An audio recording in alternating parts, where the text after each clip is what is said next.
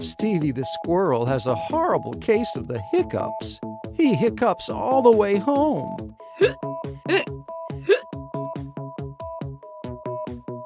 He hiccups at the dinner table.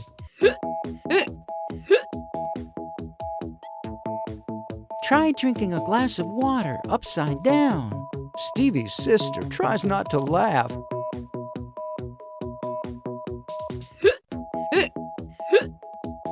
It's not working. Stevie is getting fed up with his hiccups now. You need someone to scare you. That always works. You could try holding your breath. Hold it till they're gone, like this.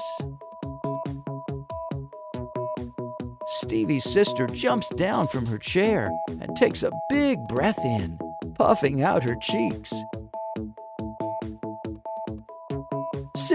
Sis, are you okay? Aw, that's so not funny. You scared me. Bet your hiccups are gone, though, aren't they?